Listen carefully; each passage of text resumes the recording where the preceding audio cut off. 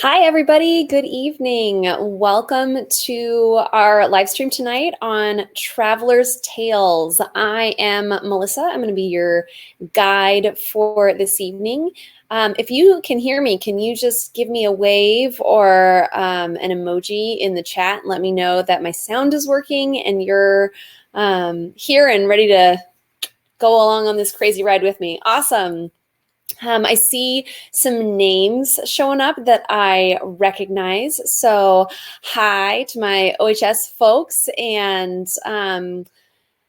this was a good time, I hope, for West Coast people to join us. If you're from a later time zone, I hope you got a nap so that you're good staying up this late to talk with us tonight. So I'm going to talk tonight about Traveler's Tales, and I'm going to talk a little bit about what that is here in just a second. Our focus tonight is examining cultural exchange through primary sources. So if you haven't already done so, if you scroll down to the bottom of this page, there are a bunch of links for resources. The very topmost link will take you to a Google Doc that has the primary sources that we're going to be working with tonight.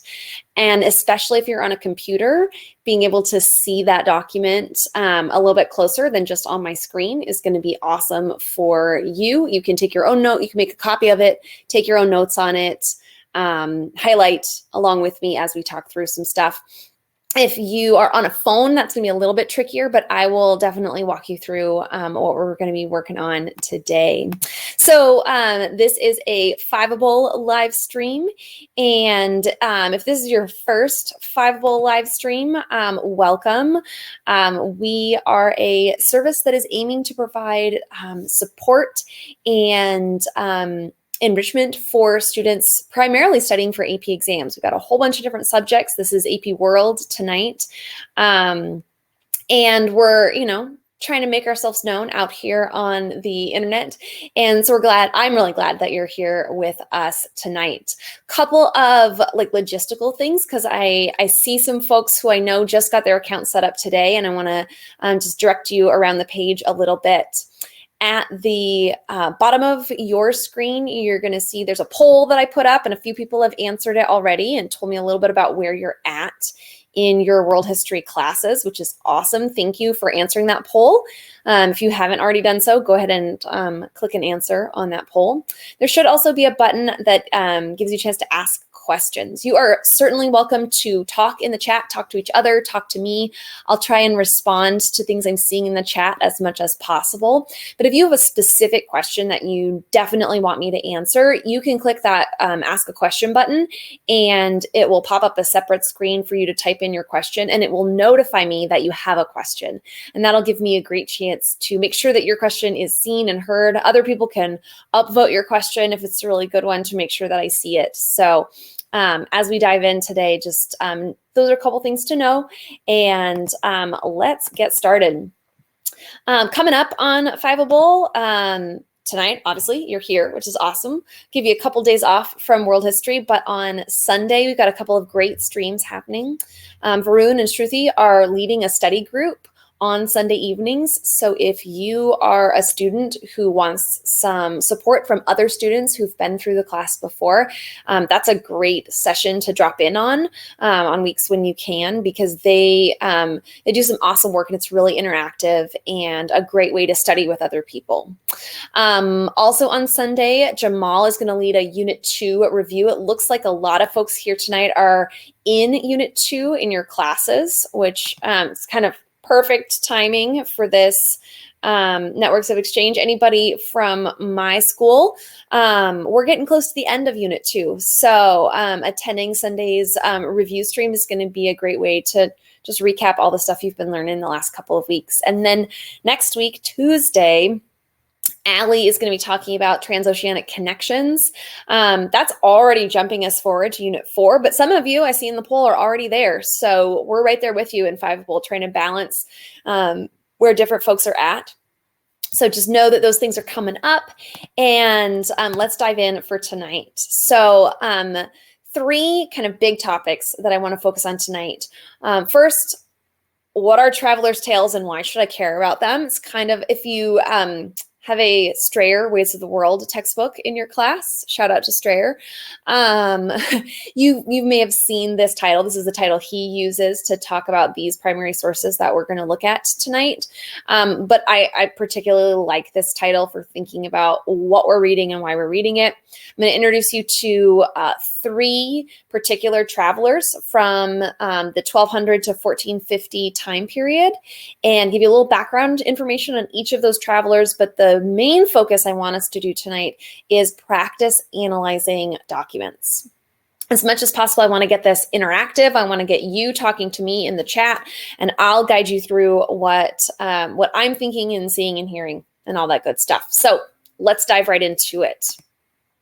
What are travelers' tales? So first, I'm going to start with some language that's directly from the College Board and the guidelines that they give to teachers in terms of things that we're supposed to teach students, things students are supposed to know.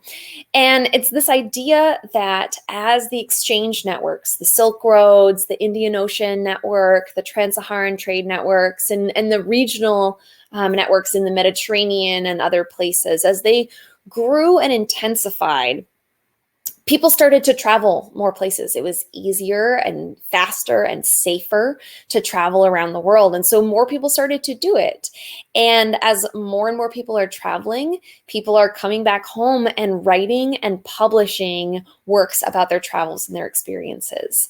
And these documents, these travelers' tales, can be really useful primary sources in thinking about the time period broadly, 1200 to 1450, but also thinking about the ways that people are connected to each other through these networks of exchange. So as we're looking at primary sources around this topic in particular, there's really 2 questions that we want to be asking every time we see a primary source. And these are good questions no matter the topic, but for this topic in particular, these are great questions to ask. And the first is, what does this tale or document more broadly, what does this tell me about world history? Because as we read these, we can make connections to things we already know about world history. We can confirm details that your textbook may be presenting. We can learn new information about world history as we look at these documents. The second question, though, is really important as well, because it's, what does this tale or this document tell me about the traveler, the person themselves, and his or her views of the world? Because one of the things that's really interesting about these travelers and their writings is that they are very personal. They're writing about their own experiences, traveling in new places, encountering new cultures, seeing new things, and sometimes their experiences and their observations are really like direct and clear and factual. But like anybody's writing, a lot of times this personal experience is colored by their own view of the world. And so we can learn a lot about the person and even the culture that that traveler comes from, as much as we can about the places that they're traveling to. So there's kind of dual observations and analysis that happens with these documents, which is really cool and interesting and fun, but is also a little bit challenging, which is why I'm here with you tonight to help you walk through it. So we got 3 travelers in this stream that we're going to focus on. The first is somebody that a lot of you have probably heard of, Marco Polo. I'll tell you a little bit more about him, try and separate some fact from fiction about Marco Polo a little bit later. Our second traveler is Ibn Battuta, who your teachers may have talked about. I certainly love to talk about Ibn Battuta because he's a really famous traveler from this time period. But if you've never heard of him, now's your chance. And just to round it out, I also am going to bring you Marjorie Kemp. She represents a female perspective, which is something we don't always get in world history, especially in this 1200 to 1450 time period. But she also gives us just some really great opportunities for analysis because her work is really different from the other 2. So let's dive right in. For each of these 3, what I'm going to do is I'm going to give you a slide with some background information. I wouldn't go crazy trying to memorize all this background information. I just want you to feel comfortable and like you have some background knowledge before we start analyzing the text of these three particular authors. So I'm going to give you a slide with some background info, talk you through a few things that I think are worth knowing about each traveler, and then I'll show you a document. It's a short excerpt, 1 or 2 paragraphs from these authors' famous travel writings, and we'll take a look at those together, answer some questions, analyze together. Cool? All right, chat is really quiet out there. So again, feel free to ask your questions in the chat or the ask a question box as we're going. Anything you want to know about, it's great to ask, because if I don't get to the answer quickly enough, someone else in the chat might know, and you kind of get, double goodness. You get me teaching you and other people supporting you as you're learning. So let's start in. Marco Polo. Marco Polo was a Venetian. Now notice that I'm saying he's Venetian rather than Italian. I think that's worth noting because in the 1200s, there was no Italy. And people within what we would consider Italy didn't identify as Italian. They identified by their city-state. And so Marco Polo is from Venice particularly, and Venice is a city-state that is well known for dominance in terms of trade in the Mediterranean. And he was born into a merchant family. The Polos were well known in not just Mediterranean trade, but long-distance trade throughout Eurasia. So Marco Polo, as a young man, travels with his uncle across Eurasia. He winds up spending about 17 years in Mongol-controlled China. And if you attended our stream about the Mongols, or if you've learned about the Mongols in class already, you know that the Mongols were big promoters of trade. They made trade really safe. They made trade really easy. And so the Polos were able to travel in Mongol-controlled China even as foreigners without really being worried about their safety. When he came home, he got caught up in some political infighting between the city-states of Venice and Genoa. He gets thrown in prison by the Genoese. And in prison, he starts telling his stories to a fellow prisoner. And those stories get recorded, get written down, get published as The Travels of Marco Polo, which is his famous book. The controversy about Marco Polo is largely about the accuracy of his account. There's a lot of disagreement and debate among scholars about what he really did, what he really saw, and how well he really understood what was going on as he was traveling. It's entirely possible that some of his stories are not his own experiences, but they're secondhand retellings. So stories he heard from someone else and then passed along that got included in the book because they were really good stories and he wanted to include them. Other stories of his that are kind of fantastical or wild may just be misinterpretations of his own experience, and we'll talk about that when we look at his document. Other stories are probably just made up because they sound really cool. And if you're trying to create a book, whether you're Marco Polo or his prisoner buddy, if you're trying to create a book that's going to sell a lot of copies, you're going to want stories that sound cool, whether they're true or not. Scholars have generally concluded that the broad outline of Marco Polo's text is true. He really did go on a journey. He really did spend time in Kublai Khan's court. He really was in China, even if some of the elements of the stories are false. Broadly, Marco Polo's writings are characterized by exaggeration, by omissions of things that are somewhat surprising, and by fairly fantastical tales.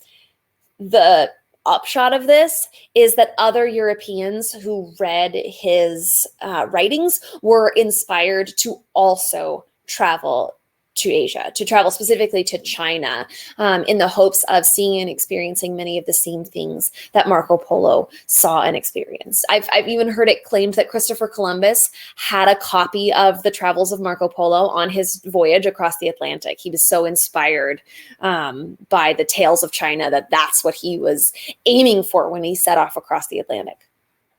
Whether that's true or not, the fact that that story exists really tells us how inspirational Marco Polo was. So let's dive in to an excerpt from his document. I'm going to put up the excerpt on the screen, and then I'll also read it out loud because I know some of you are on really small screens and can't necessarily see it as well. But if you've got your Google Doc downloaded or printed out, it's going to be just the first document on that page. So here it is. It says, So first, you'll notice in the source line at the top, I didn't copy it directly onto this slide, but this in particular is from the Travels of Marco Polo. In this particular part is describing his visit to the city of Hangzhou, which is a large city in China. So here's what it says. Both in their commercial dealings and in their manufactures, the people in Hangzhou are thoroughly honest and truthful. And there is such a degree of goodwill and neighborly attachment among both men and women that you would take the people who live in the same street to be all one family. And this familiar intimacy is free from all jealousy or suspicion of the conduct of their women. These they treat with the greatest respect, and a man who should presume to make loose proposals to a married woman would be regarded as an infamous rascal. They also treat the foreigners who visit them for the sake of trade with great cordiality and entertain them in the most winning manner, affording them every help and advice on their business. But, on the other hand, they hate to see soldiers, not least those of the great Khan's garrisons, regarding them as the cause of their having lost native kings and lords. So, I'm seeing that some of you are having trouble accessing the resources. I don't know. So my screen has them showing up. If you are a Fiveable Plus member, you should definitely have access to those resources. I don't know about free members. I would think the resources would be there, but I'm not sure if they're not showing up or not. I do know that students from my school, if you're in Mr. Underland's class, you got a copy of this in class, so you probably have a hard copy. Otherwise, though, like I said, I'll talk you through it and help you see what I'm seeing in the documents as well. But if you are not from my school and you don't have a hard copy, if you're in Fiveable watching the live stream, if you just scroll down below where the video is, there's a whole list of resources. The very topmost one are the excerpts here. So see if you can track that down. So as you're reading this text, right, we want to think about our questions. And I broke our 2 questions into 3 questions just because it allowed me to highlight a few different items in this text. So I'm going to pop the questions up, and then I'll pop back over to the document itself for those of you who don't have the document in front of you. So our 3 questions that we want to look for. Number 1, what does this text tell us about world history in the 13th century, right? We know that this is one person's personal experience. And so not everything he says is going to be as useful as everything else. But there are some elements in this text that can be really helpful in thinking about world history generally, thinking about China during this time period specifically. So I'm going to highlight those things in yellow on the next slide. Then in blue, I'm going to highlight elements of the text that tell us about Marco Polo himself. What are some key factors to think about where Marco Polo really shows his knowledge or his personality or something about himself in the text? And then in orange, it kind of goes with the blue, but I wanted to separate it out for you because I know we're, as AP World students, probably still getting the hang of primary source analysis. So the third question is asking about limitations. What are the limitations of this text or of this author that could impact our analysis, or how useful we think this text is for learning about a particular subject? So what I'm going to do is I'm going to be quiet, give myself a chance to get a drink of water for about 2 minutes. It's going to feel like forever dead air, but I'm going to give you 2 minutes with the text on the screen, or if you've got a copy of the text in front of you, go ahead and do some highlighting on that text, or at least look for areas in the text that could either help you see what are we learning about world history, what are we learning about Marco Polo himself, and what limitations do you see in this text? So take 2 minutes, look it over, and then I'll bring you back together. And for this first one, I'll show you what I came up with. And for the next ones, then we can, I'll let you tell me. Okay, so go ahead and read for a couple minutes.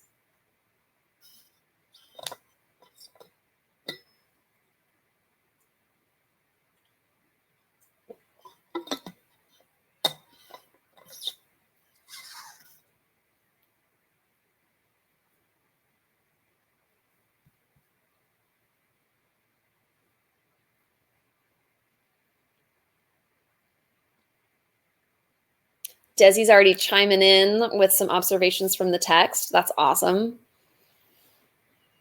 Feel free to chime in, but also don't panic if you're like, I'm not sure yet.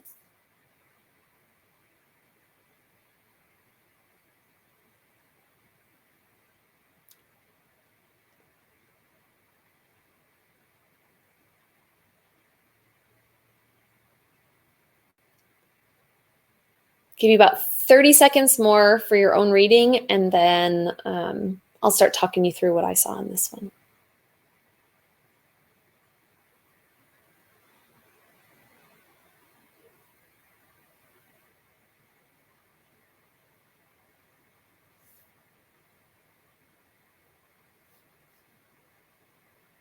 All right, so our 3 questions. What does it tell us about world history?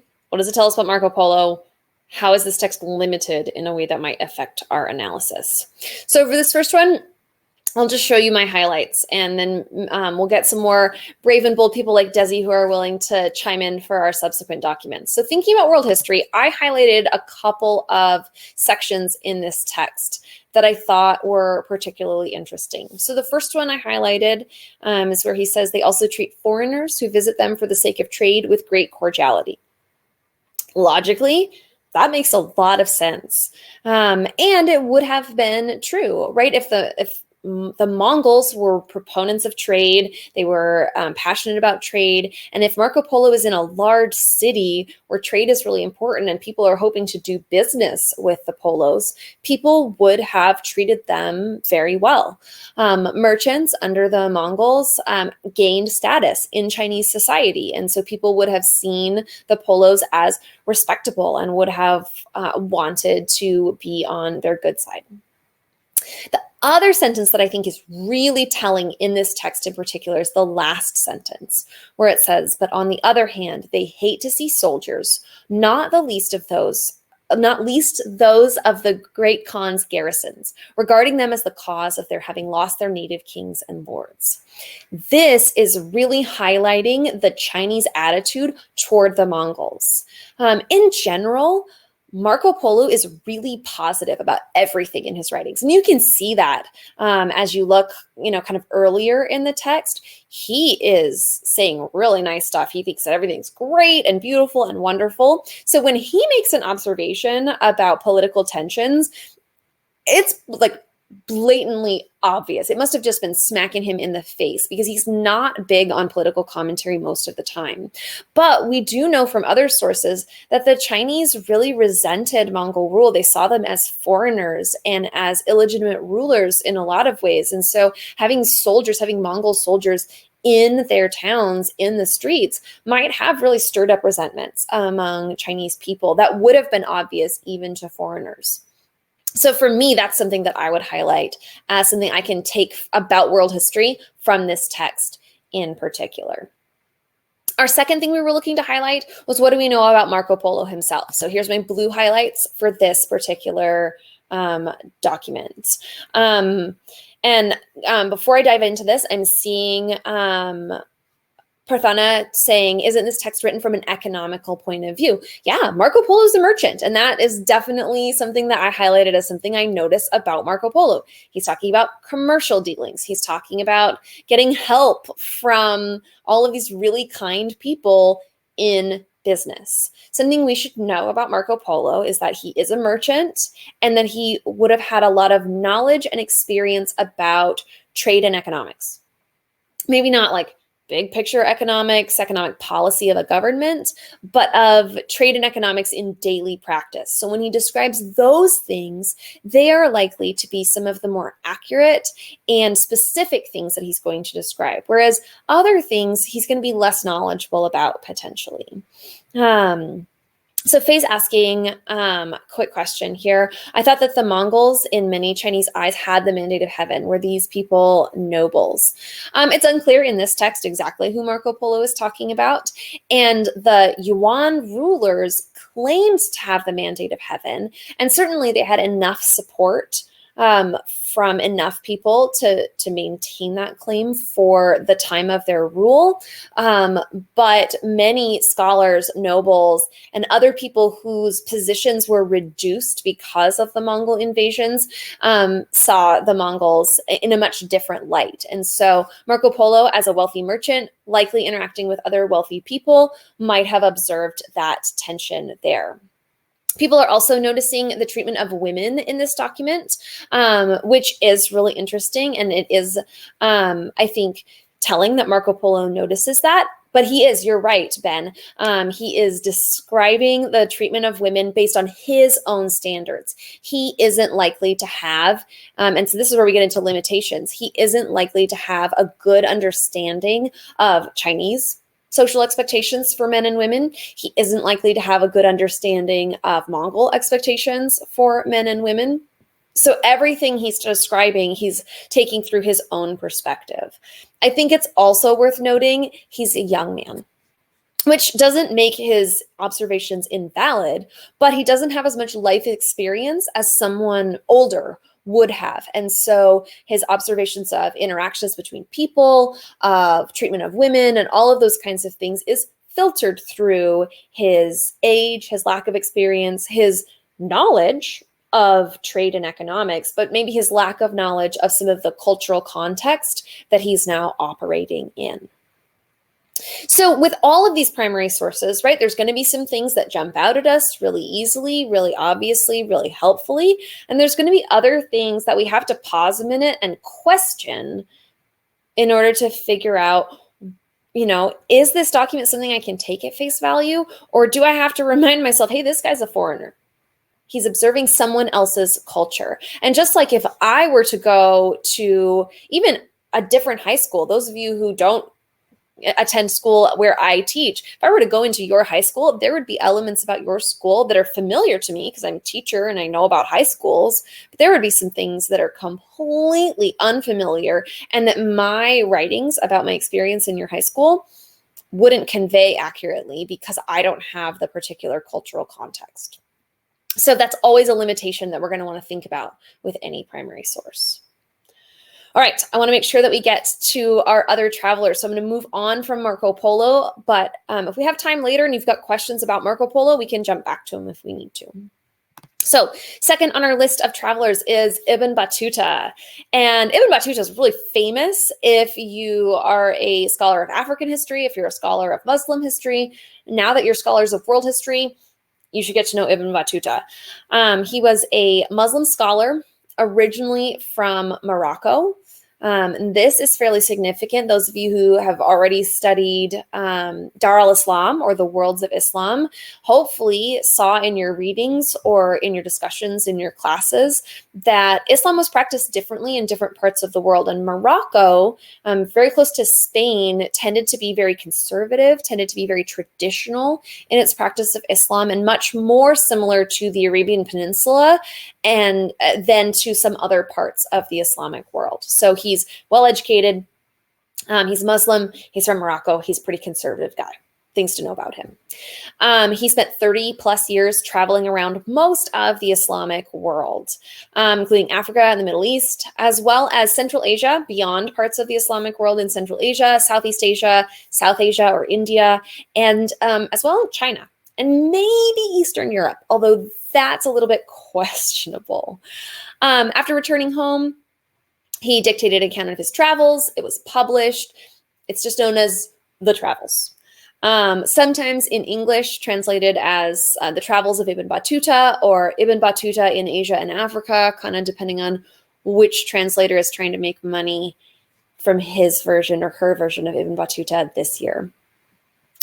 Like with Marco Polo, scholars debate whether he really traveled to all of the places that he visited, partially because beyond his own recollections, there's no account of any journals. So his book is the only account of his travels, and he probably relied on memory then for his account, which, as you probably know from your own life experience, your memory is really good about some things and not so good about others. So it's hard to know whether he's completely accurate in his remembrances and observations. It's also possible that because his travels were extensive, and as he began to create this book, wanted to create a comprehensive overview of the Islamic world, he may have taken pieces from other writings and added those to his book to make it more comprehensive. Oh, I didn't make it to such and such a place, but this other Muslim traveler did. So I'll take his observations, put them in my book, and then my book will be the complete version, which wasn't super uncommon at the time. So we today would think of that in horror and, oh my gosh, plagiarism, and we, get in so much trouble. Not such a big deal in Ibn Battuta's time, but it does mean, right, that some of his observations are very personal and others of his observations seem a little bit weird. One of the things that characterizes Ibn Battuta's writings is culture shock, and he makes no attempt whatsoever to hide his culture shock, especially in cases where he visited other parts of the Islamic world, where he found their practices to be different from his Orthodox North African homeland. He's not trying to be objective.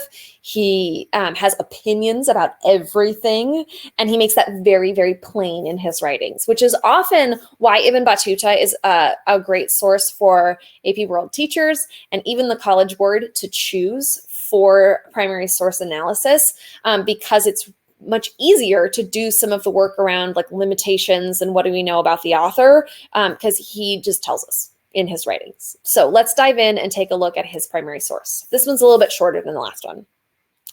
This specifically is from a section of his writings where he's in West Africa, probably close to what's modern day Mauritania.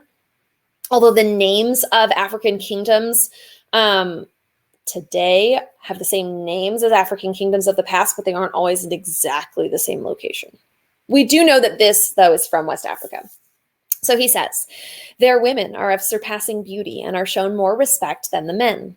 The state of affairs amongst these people is indeed extraordinary.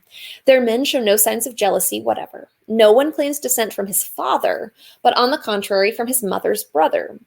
A person's heirs are his sister's sons, not his own sons. This is a thing which I have seen nowhere in the world except among the Indians of Malabar. But those are heathens. These people are Muslims, punctilious in observing the hours of prayer, studying books of law, and memorizing the Quran. Yet their women show no bashfulness before men and do not veil themselves, though they are assiduous in attending the prayers. See what I mean? This guy has opinions about things. So let me remind you of the questions. We're thinking about, what do we learn about world history? What do we learn about Ibn Battuta? And what limitations do we have to factor into our analysis? So as you're reading through it, can you start shouting out some observations in the chat? What are, just maybe this first one, what are some things that we can take about world history from this particular text?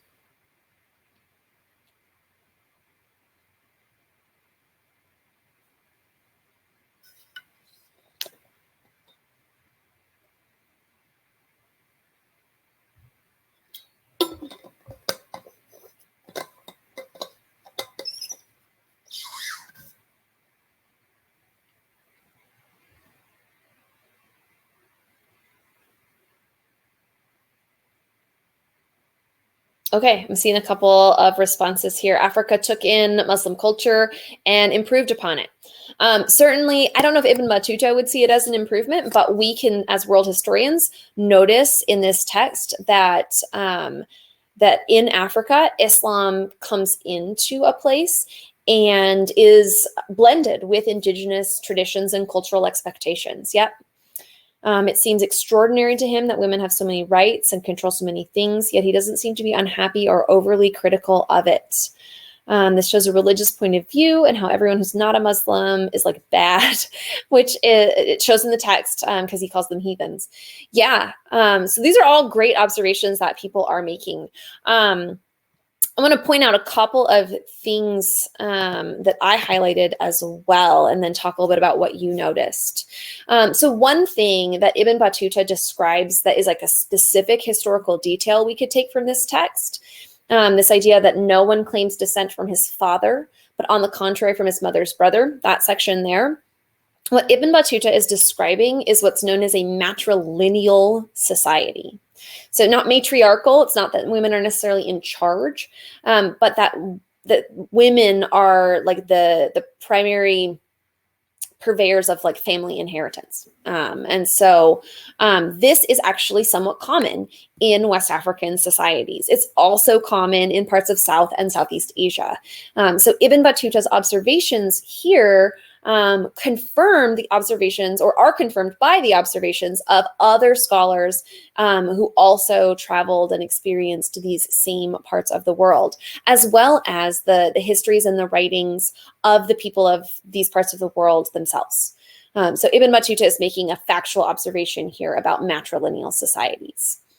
He's also making an observation about how women in this culture practice Islam. Women show no bashfulness before men and do not veil themselves, though they are assiduous in attending the prayers. And it's interesting here because we use the word extraordinary to mean almost always a positive thing. Ibn Battuta does not. When that word that's translated extraordinary means like mind-blowing. Like I can't even conceive of a place that is so crazy like this. And this isn't the first time in world history that we see matrilineality, but this, because it does predate Ibn Battuta's writings, but this is definitely something that he observes that's worth noting as existing in world history at that point. So matrilineality, remember, is where your family line, that word line in matrilineal, means your family line comes through your mother's family. So you don't take your father's last name, you take your mother's last name. Women don't go to live with their husbands' families when they get married. Men come and live with their wives' families when they get married. That kind of a thing. That's what matrilineality is. But going back to Ibn Battuta's opinion about this, he's not impressed. He thinks that this is crazy bonkers. Like extraordinary does not mean good to him. And as he's talking about the women not showing bashfulness and not veiling themselves, he's horrified. That's why that word though that I've highlighted there is in there. He's observing though, the fact that there's a blending of indigenous tradition and Islam. So these women are behaving in a way that he thinks is crazy because it's the indigenous tradition of their part of the world, not what he's used to or what he expects. But at the same time, these women are also praying 5 times a day and they're devout Muslims. And he's really confused by this. Which kind of leads us into thinking about, right, like what would we highlight about Ibn Battuta himself, right? He's saying it's extraordinary. He thinks it's crazy. He's calling people heathens because they're not Muslims. He has, he's very surprised, right? I said culture shock. He's in culture shock. He doesn't have a lot of prior knowledge about West Africa before he goes there. And so he's just seeing these things for the first time. He also has a pro-Muslim bias. Especially for people who practice Islam the way he thinks they should, right? Which includes things like praying at the right times, studying the law, memorizing the Quran. He offers praise to Muslims who do things the way he thinks they should, and harsh criticisms to Muslims whose practices don't align with his conservative Orthodox views. Both for men and for women. In this text, we're seeing mostly criticism of women, but there's some implied criticism of the men as well in that middle section. Thinking about like, how do these men let the women be in charge of their families when they're such good Muslims in all these other ways? Which kind of then leads us also into limitations of Ibn Battuta. He's unfamiliar with other people's cultures and customs, right? All of his knowledge and his like scholarly education is in the laws and expectations of Islam within his own cultural context. And so he can only judge people, based on his own experience, and he has no problem doing that. His writings are very focused on what he finds interesting, which is generally the things that he finds shocking and horrifying, rather than reporting on like general day-to-day business. He's not a businessman like Marco Polo. So he's not going to tell us about trade and merchants. He doesn't care about those things. He doesn't think his audience is going to care about those things. He thinks they're going to care about like, whoa, look at how crazy other parts of the world are. And here's where the good Muslims are, and here's where the bad Muslims are, and here's where people who are total heathens live. Like, that's what he thinks people are going to want to read. So that's what he focuses on in his writings. And so we then can learn about things like cultural blending. We can learn about traditions that differ in different parts of the Islamic world. His writings are really useful for that. His writings are not so useful for trying to understand things like politics, trade. He's good on the cultural stuff, not so good maybe on some of those other themes that you might want to be looking for. Before I jump into Marjorie Kemp, because she's a wild one, questions about Ibn Battuta.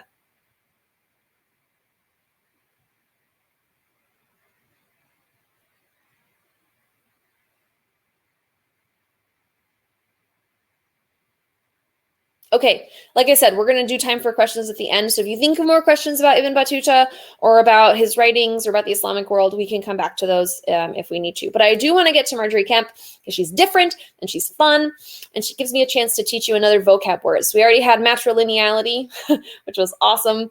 We already talked about the fact that extraordinary doesn't always mean good. Whitney's got a great question about Ibn Battuta, so I'll jump back to that. Why did he start traveling in the first place? He wasn't a trader like Marco Polo. You're exactly right. He traveled for the purpose of seeing the Islamic world. He wanted to go and see as much of the Islamic world as possible. He did go on the Hajj, and that is part of his travels, but his travels were considerably more extensive, Sunny, than just the Hajj. So he's going to go a lot of different places, in part to gather knowledge as a scholar and to write a book and get famous. Also, Ibn Battuta, I love this about him, managed to basically travel for free all the time. Other people paid for his stuff. So he's kind of like an Instagram influencer who is like, hey, I'll post about this on my feed if you'll let me stay in your fancy resort for free. That kind of a thing. But yes, he did go on the pilgrimage to Mecca. That is one of the things that is true about him. It's just not the extent. No, he's not. So Mansa Musa went on the Hajj. He's a famous West African king. Ibn Battuta's travels were throughout West Africa and East Africa and the Middle East and Central Asia. He went to India. He talks about Malabar. He went to possibly the Maldives in the Indian Ocean. He may have gone as far as China. He may have gone as far as parts of like modern day Russia or Eastern Europe. His travels were much more extensive. Marjorie Kemp, on the other hand, so I'm going to jump to her now. She doesn't travel as widely as either Marco Polo or Ibn Battuta, but she gives me a chance to talk to you about mysticism. This is a word that comes up fairly frequently in AP World textbooks, but it is rarely defined. So let me tell you about Marjorie Kemp and what mysticism means generally and what Christian mysticism looks like for her. Mysticism is the practice of a religion that is focused on the physical or sensory experience of the divine. So mysticism is your practice of religion that's not intellectual and not purely emotional, although emotions are a big part of it, but it's really about the senses and the physical experience of closeness with whatever your religious divine experience might be. So Buddhist mystics are going to be having a divine experience of enlightenment. Sufi Muslim mystics are going to have an experience with Allah. Jewish and Christian mystics are going to have a physical or sensory experience with their one God. And when I say physical, I mean like your physical senses, visions, auditory, I don't want to call them visions, and I don't want to call them hallucinations because this isn't the same as mental illness. This really is about like an enhanced emotional state and a divine experience for people. But things that you see, things that you hear, literally like smell, taste, and touch becomes a big part of religious experience for mystics. And in the Christian world, mysticism was much more popular among women because they lacked access to scholarship and traditional religious interpretation. It was almost entirely restricted to priests who were all male. And so for women who wanted to have a more powerful spiritual connection, mysticism was a culturally appropriate way to do that. So she's a mystic, which means you should know there's a lot of crying in Marjorie Kemp's writings. It seems like, oh my gosh, what a stereotypical girly thing. But in her cultural context, it was the very expected part of female mystical worship practices. Women would go into ecstasies over taking communion, for example. And Marjorie Kemp is not exceptional by any means in the Christian mystic world. Her travels are primarily restricted to Europe and the Middle East because her travels were not economic like Marco Polo's, and they weren't fact-finding and scholarly like Ibn Battuta's. Hers were religious. She went on pilgrimages. She went to Rome, the seat of the Catholic Church. She went to Jerusalem, a holy city for Christianity, and she traveled the pilgrimage to Santiago de Compostela in Spain, which is a significant pilgrimage walk that you can actually do today still. And so her religious pilgrimages means that's taking her to religious sites. She's very focused on religion while she's writing. One thing that's significant about her and makes her particularly worth including is that her writings might be the first autobiography written in the English language. She is telling about her own experiences. It's written in Old English. I'll show you a picture of it right here. So you probably, even if you could decipher the handwriting, probably couldn't read that because most of us don't speak Old English. But this is one of the first times where someone is writing a personal experience in the English language that we have remaining records of. However, in our 2019 era, we think of autobiographies as being first person. Hers is written in the third person, which may surprise you on the next slide. So I just want to give you that disclaimer as we read a little bit from the book of Marjorie Kemp. This is her description of the first time she saw Jerusalem. She's been on the road for a while. It's chapter 28 in the book. She's finally made it to Jerusalem, and this is her first experience seeing Jerusalem. And so they went forth into the Holy Land till they might see Jerusalem. And when this creature, that would be Marjorie, saw Jerusalem riding on an ass, a donkey, she thanked God with all her heart, praying him for his mercy, that like as he had brought her to see this earthly city, Jerusalem, he would grant her grace to see the blissful city, Jerusalem above, the city of heaven. Our Lord Jesus Christ, answering to her thought, granted her to have her desire. So basically, she's having a vision of the heavenly city while she's in the physical city of Jerusalem. And then for joy that she had and the sweetness that she felt in the dalliance or the experience of our Lord, she was in point to have fallen off her ass, for she might not bear the sweetness and grace that God wrought in her soul. The twain pilgrims of Dutchmen went to her and kept her from falling, of which one was a priest. And he put spices in her mouth to comfort her, supposing she had been sick. And so they helped her forth to Jerusalem. And when she came there, she said, Sirs, I pray you, be not displeased, though I weep sore in this holy place, where our Lord Jesus Christ was quick and dead, meaning alive and dead. So Marjorie Kemp is different from the other two, right? She is much more emotional. She's writing in a very different style than the other two. But we want to tackle her the way that we would the other two. So our questions we're thinking about, what does this text tell us about world history? What does the text tell us about Marjorie? And what are the limitations of this text and author that might impact our analysis? And while you're thinking about that, I want to answer a quick question here in the chat that asks, how was her book published since women didn't have rights like men? Great question. She dictated her autobiography, so she spoke it. She didn't physically write the book. She dictated it to a priest friend of hers, so he wrote the book, and it was lost for a long time. It was probably originally published because Christian mystics were popular enough among people that the books were published and physically written and distributed to a somewhat limited audience. But there are a number of women from this time period who had books written. It was a particularly there's a famous Julia of Norwich was a famous Christian mystic that actually Marjorie Kemp went and visited. She writes about that in her book. There's some Italian Christian mystics, some of whom become saints later as well. So it wasn't super uncommon. While women didn't have as many rights, didn't have the same kind of economic status to like make money off of these books, it was possible to get a book published even in Europe by the 1400s. Marjorie Kemp's book disappeared for a while and was rediscovered by a scholar in the 1800s, which is part of the reason we have it today, is because someone found it, recognized its historical importance, and brought it to us. So her writing's a little bit tougher, but what does she tell us about world history? What can we find in there? Jerusalem was a sacred land that many wanted to cross. Is there a reason as to why it says Jesu instead of Jesus? It's Latin. And the translator, she, as a Catholic, would have known that much Latin, even if she didn't speak it fluently. And probably the translator wanted to preserve that element of her speech. That's why it says Jesu.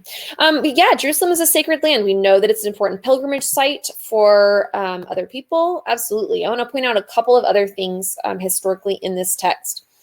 The two guys who help her when she falls off the donkey, they're Dutch pilgrims. They're from the Netherlands. She's recognizing, like Desi said, she's recognizing that Jerusalem is an important place for other Christians and that Europeans are traveling long distances to come on this pilgrimage. And it wasn't particularly unusual, despite the fact that Jerusalem is in Muslim-controlled territory. And we think, oh, Crusades, the Christians and Muslims hated each other. They must, never have been able to go to Jerusalem. Many pilgrims were able to go to Jerusalem every year from all across Europe. And so Marjorie is being joined by people who are also traveling for the same purposes. I also think it's interesting that when they think that she's sick, they put spices in her mouth. Food and medicine are often one and the same in the 1400s. So we see evidence of that practice happening here. And Javier's already jumping us into thinking about Marjorie Kemp herself and some of her limitations. So we can see from the language that she uses about the Holy Land, about our Lord Jesus Christ, she is a Christian. She is a devout Christian. She's not making an attempt to be neutral or unbiased. She is describing her physical, daily experience of riding into the city right alongside her religious experience of having this emotional encounter with God. And to her, those things are equally important and valuable. And that's something we want to recognize in her writing. I'm seeing some people respond to the idea of bias. And in some teachers' classrooms, right, that word is just straight up banned, and for good reason, because bias probably isn't the most important thing about her as it is to recognize how important religion is for her and that she's not trying to give us a neutral perspective. It also, right, gives us some of her limitations. She's talking so emotional and spiritually. She doesn't know much about the economics. She doesn't know much about the politics, or at least if she knows those things, she's not writing about them in her text. So if we were going to use Marjorie Kemp as a text about Jerusalem in the 1400s, we would want other sources from different kinds of people to support or to qualify any conclusions that we're getting from Marjorie Kemp, because she's going to give us a lot of very personal and very religious understandings. So kind of like Ibn Battuta is really solid on, some of the Muslim aspects of things, but not so solid on other aspects. She's not really solid on other aspects. Like Marco Polo is really solid on economics, but not necessarily on cultural aspects. Marjorie Kemp doesn't know much or doesn't write much about the economics of things. And so by recognizing that limitation, we can see, okay, this source is useful for me to understand things about mysticism, for me to understand things about how women approached religion. It's good for me to see how is religion happening for Christians trying to go to the Middle East? Oh, are they able to? Yes, that's amazing. I've learned that thing now. But we can't use this as a document that's going to tell us the be all and end all of everything. And oh, thank you, Faye. They kind of make up one whole rounded perspective together. Unfortunately, they're not all going to the same place, so we can't necessarily use them in conjunction with each other. But you're right. I tried to pick sources that were really different from each other to show you different kinds of limitations that different sources have. And you're right, Michael, that Marjorie Kemp, we learn more about her than we do about about Jerusalem. You are absolutely correct to point that out, Michael. That's a fantastic limitation to observe. And sometimes you're going to get sources like this, not necessarily Marjorie Kemp herself, but sources like her, where the usefulness of the source is understanding the author or the perspective behind the source more than the details of the source for telling us historical content. And that's one of the skills that the College Board wants from you. So that's part of the reason I wanted to bring it to you in this particular live stream. Okay, we got about 5 minutes before I should send you all to get some sleep. So let's do some questions. If you've got questions, now's a great time to ask them. You can just pop them in the chat. There aren't so many of us that we need to use the question box necessarily. So if you've got questions about travelers or primary source analysis, I'm here for a few more minutes and I'd love to answer some questions for you.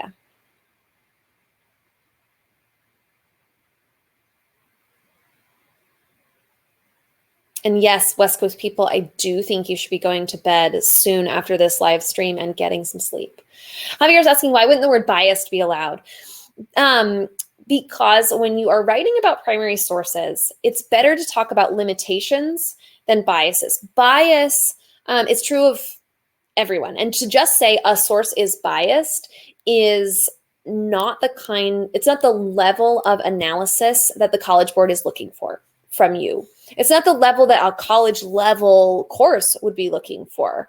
To recognize limitations and to understand what causes those limitations and what impact they have on us as scholars is a more valuable type of analysis. And you will be writing about people who are biased, because everyone is biased. But you'll be writing about people with limitations. That will be part of your tasks on the AP exam. And so to get yourself in the habit of not saying, oh, he's biased or oh, she's biased, but to say, oh, this is a specific limitation of this source, that's always going to be stronger. And it's going to get you farther in terms of analysis and success. We've got a question, why was Marjorie Kemp so very emotional about her writing? That is a characteristic of Christian mystics, particularly female Christian mystics. The emotional experience of God comes through in their writing. It was seen as culturally acceptable for women to be emotional. It's seen as appropriate for a mystic to have an emotional experience and to focus on that. And remember that, right, if mysticism is about a physical or sensory experience, your physical senses can often lead you to having strong emotions. If you have ever had the experience of smelling something that reminds you, that causes you to think of a memory, and sometimes it brings up feelings for you, a really good smell or a really distinctive smell, that smell of grandma's house, and however you feel about grandma, you often, when you, oh, I smelled that, and now I'm thinking about my grandma, and now I'm thinking about how I haven't written my grandma an email in a long time, and I'm feeling kind of bad about that, or whatever. Because the physical and the emotional are so tightly linked, we're going to see a lot of emotion in mystic writings. So if you see that showing up, if you see someone described as a mystic in a document, just be prepared for that. Desi asks, does Christian mysticism have anything to do with Islamic Sufism? Only to the degree that mysticism is about a physical experience. I'm not as well versed in Sufism, but I do know that the practices I'm familiar with in Islamic mystic traditions are very much about creating a physical state that allows a person to experience Allah, as opposed to simply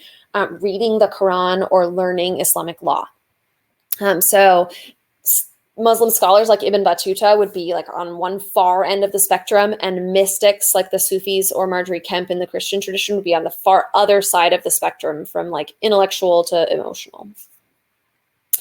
Nicholas, was Ibn Battuta a Muslim? And if so, why did he consider those people heathens? Let me pop back to that Ibn Battuta slide so that I can show you what I'm talking about here. So Ibn Battuta says he's describing West Africa, and he's describing the matrilineal society.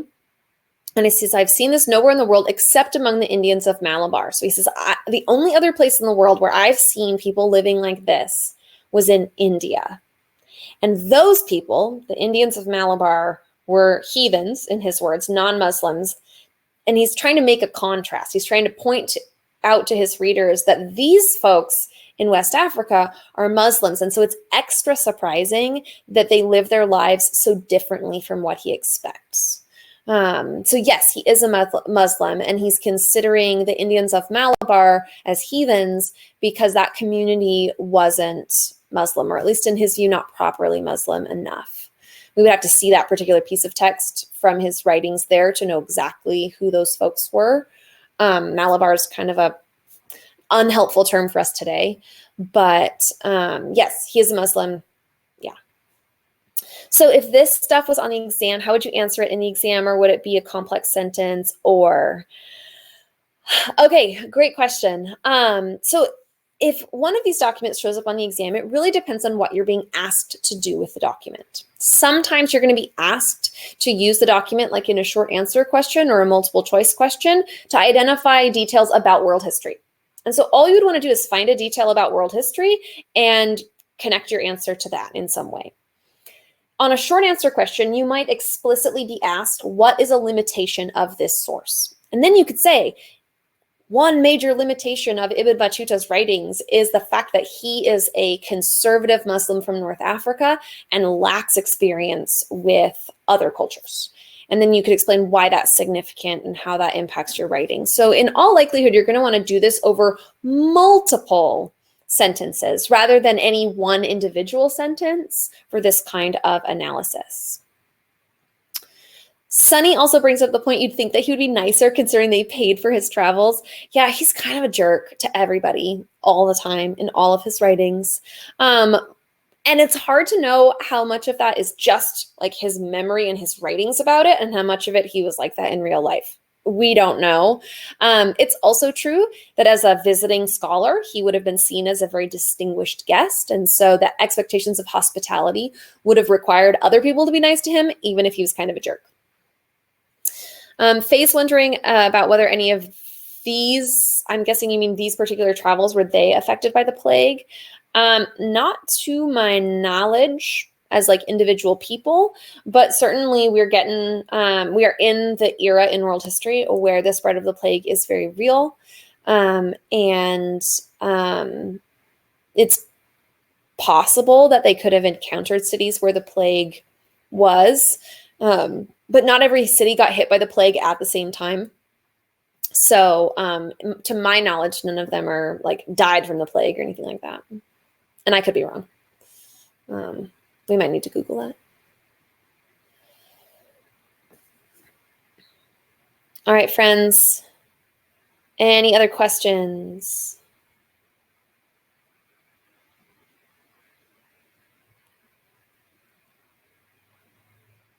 You were an awesome community out there tonight, live streamers. I appreciate you showing up live for this.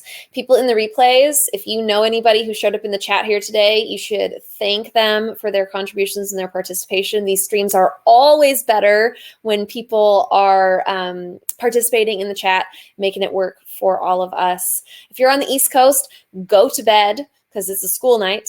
Any of the other time zones, take care of yourselves, be responsible. And OHS folks, I'll be around during bear time tomorrow. If you have more questions, you can come see me. Bye.